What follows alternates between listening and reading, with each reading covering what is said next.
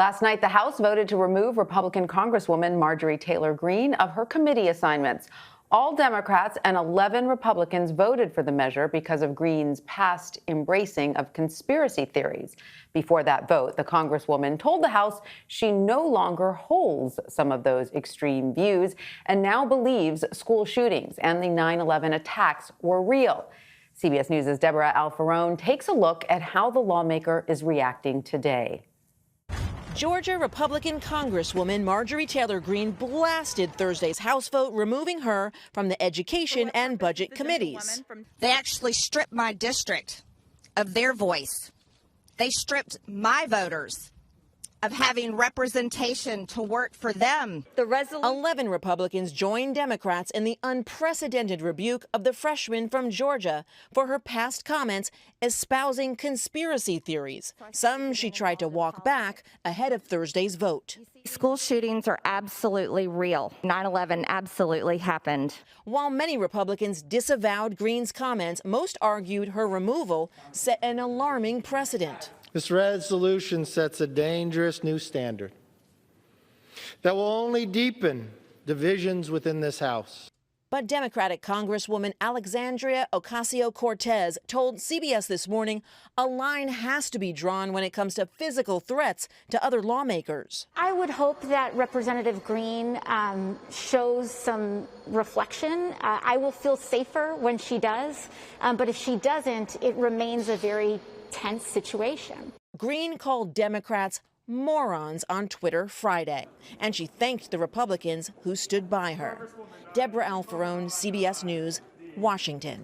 CBS News Capitol Hill producer Rebecca Kaplan joins me now. Hi, Rebecca. Great to see you. So California Democratic Congressman Jimmy Gomez is pushing to have Congresswoman Greene expelled totally from Congress, not just removed from committee assignments. Are other Democrats on board with that? Well, Tanya, there certainly are other Democrats who are interested. The latest we heard from Gomez is that he has upwards of 50 Democrats who have co-sponsored this measure along with him. And actually, a source tells me that there are some Republicans who have expressed some interest in this as well, but there's a lot of concerns about the political and security climates for them, both at home and in Washington.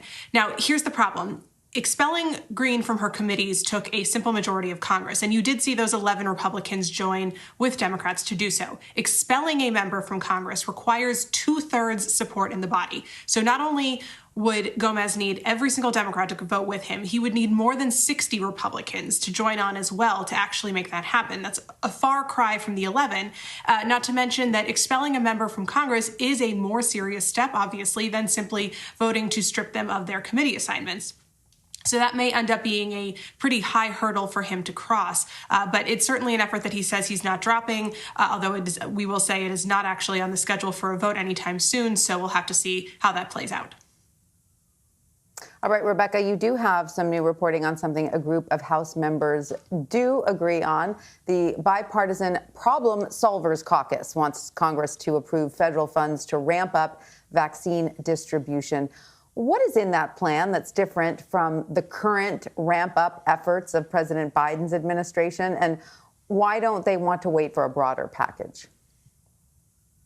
There are a lot of similarities, but this is essentially a very small chunk of this $1.9 trillion plan the administration is pushing. What the Problem Solvers Caucus has put together is a $160 package that includes things like $20 billion for a national vaccine program, $50 billion to ramp up testing for COVID-19 across the U.S., $30 billion for disaster relief, other really tightly focused measures like this. The argument they're making is that doing this huge package that includes other, by all accounts to them, important items like unemployment insurance, direct relief checks, food aid, that's all important, but it's going to take a while to finish those negotiations and to write legislation that big. But they're saying that the need for vaccines is urgent right now to actually work on crushing the virus across the country. So they should get that money out quickly, move that fast, while they continue to work on doing the other big pieces of the relief legislation that the administration has proposed.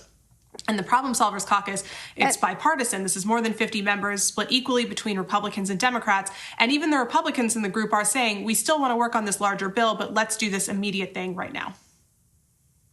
And has President Biden signaled any support for taking that piece out and getting that through quickly? We haven't heard that. And actually, if anything, the administration has been pretty clear that they are adamantly opposed to splitting up the pieces of this larger package. So taking part of the $1.9 trillion package out and doing part of it up front. And part of the reason for that is that, it's always difficult in a negotiation setting like this if you take out the piece with the most agreement, and that's arguably the place where there is the most agreement, that there should be more funding for vaccines and for testing. If you take that piece out, there's less incentive for both sides to come together and agree or craft a compromise on the thornier issues. So that's always the concern. But otherwise, we've seen Democrats outside of the Problem Solvers Caucus move pretty full speed ahead with doing this all as one big package. We just heard from Ed about that meeting at the White House this morning. Democrats are saying in the House side they're going to try to wrap up their work on the broader bill within about 2 weeks, trying to get that passed well ahead of the mid-March deadline when unemployment insurance is going to expire.